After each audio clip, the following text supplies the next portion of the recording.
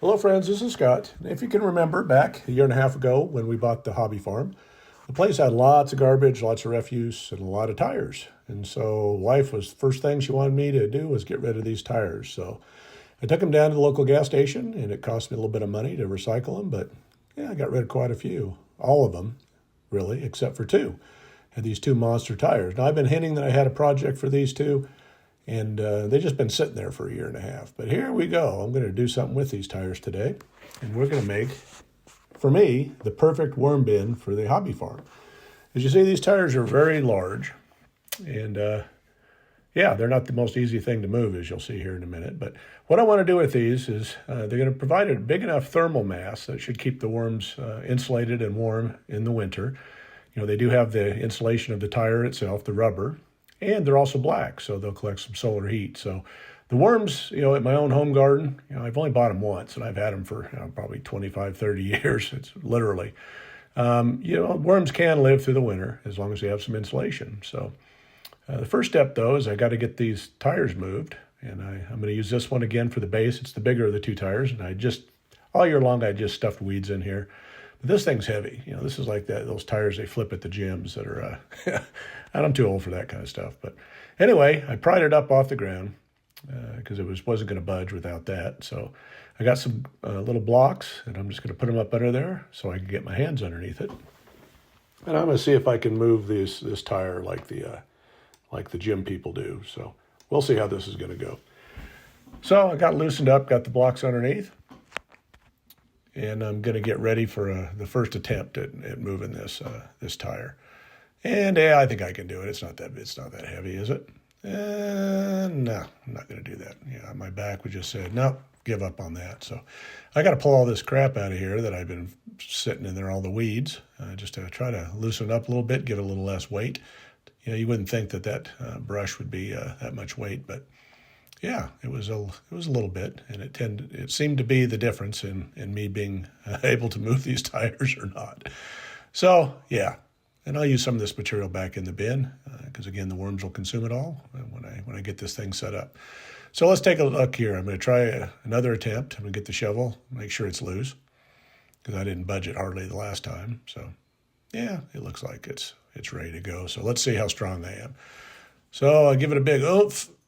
And as I get to the top, I feel like I got my neck kind of kinked as I'm doing it. And you'll see me, I shake my head a little bit because I think I kind of kinked myself as I was flipping this up. But about lost it the other way. So I didn't want to drop it because it was a pain to pick it up the first time. So I just wheeled it down to where my new location, that wasn't going to be a permanent location where I had it. That was kind of just in the way. So I'm going to get it because it's got an eyesore. But it is the perfect worm bin for me down at the hobby farm because again, it's rubber, it'll be insulation, it'll retain some heat from solar energy, but it'll also be a way to keep animals out of this.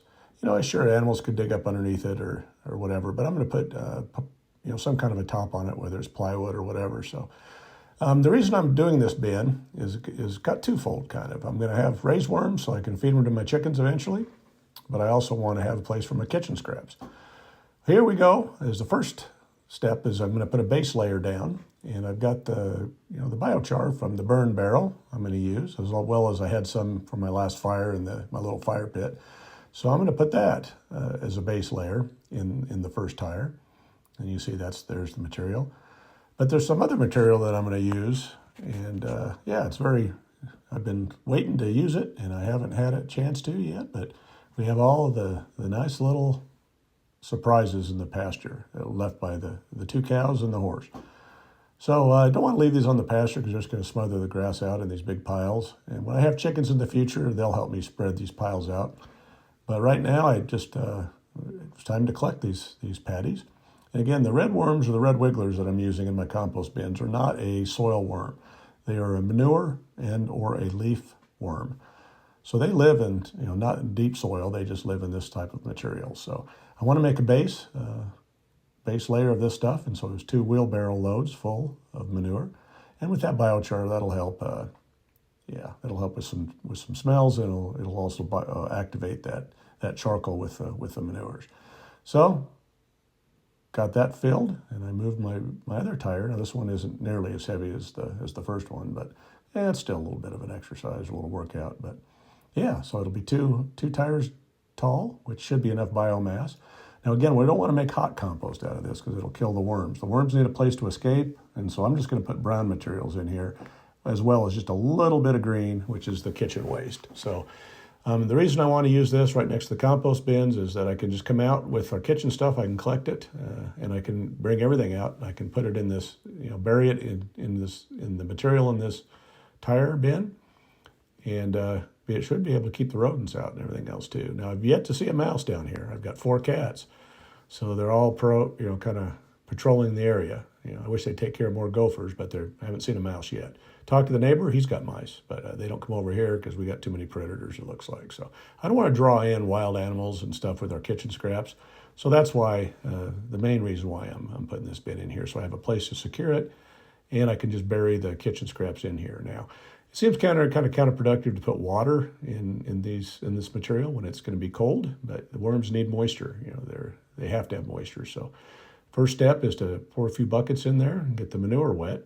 And then I just dump 1 bag of leaves and I pour some more water in. And then I got another bag, and I'm just going to keep it dry, and I'm just going to use that as insulation on top. And again, I didn't bring any worms down. I've got to dig them out. It's cold here at the hobby farm, and it's cold in Salt Lake, so I didn't want the worms to be left out in the cold in a bucket because they won't survive that, I don't think. But here's a look at what I've got. So when I bring the worms in, I'll just dig a pile out of there, bury them, or dump the bucket in of the worms, and just pull the leaves back, and they should be nice and insulated. Then when I have kitchen scraps, I'll just put those in the top layer. Again, I don't want a lot of nitrogen. I don't want to create a heat in this too much. But yeah, I just want the worms to work on the brown organic matter. So there we are, real simple. And those tires are now tucked away, so they're not an eyesore. Now here I'm back at my home garden in my in-ground compost bin. As you see, it's cold, and it's been cold. But as you see, I'm just kind of moving the material. They're mostly garbage sacks full of kitchen refuse, but I'm not digging too deep. And the worms are just fine. I mean, this has got green and brown mixed in, so there's some heating going on in here. But here's a look at just a scoop down. You'll see if you look closely, there's some redworms in here, and I'll give you a better look in a minute of a better bunch of worms. But I don't need to bring a ton of them down here. I just need to get kind of inoculate the pile. So, they mass produce themselves. Again, I've only bought redworms once, and they've just been throughout my yard ever since. And any leaves or anything else or in my compost, they're always around. So I'm just going to fill the bucket up and bring some down. And I'm going to keep them in the garage so that they don't freeze. I think I'm going to take off tomorrow, so these worms won't be in the cold bucket very long. But in the garage, they're not going to freeze. So I'm taking a look here to see if I can find any bigger groups just to give you a better look. And here I found a little cluster of them, so I'll show you how many are in here. And again, this is really close to the surface, and this is several feet deep. So it's these worms can definitely live in the compost all winter long. I've heard comments from people that they can't live, and we get down pretty cold. I mean, we're not below zero generally, but we get cold temperatures. But I have the magic of leaves to insulate. So there's the bucket, and I just grabbed some leaves and I filled them up. And then, as you see here, I've got a couple feet where I can still pile more leaves in here, and I will do that with some of my leaves just to insulate this bin so that the worms are definitely tucked into bed. I just need some good weather to clean up the yard. So anyway, we got manure and we got leaves and a little bit of brush and weeds, and we're ready for a wormery. So I'm excited to be able to use our kitchen scraps down here and not waste anything or throw anything away. We should have very little garbage at this place. So anyway, hope you like this video, and it's a best worm bin that I think I can have down here. Thanks for watching.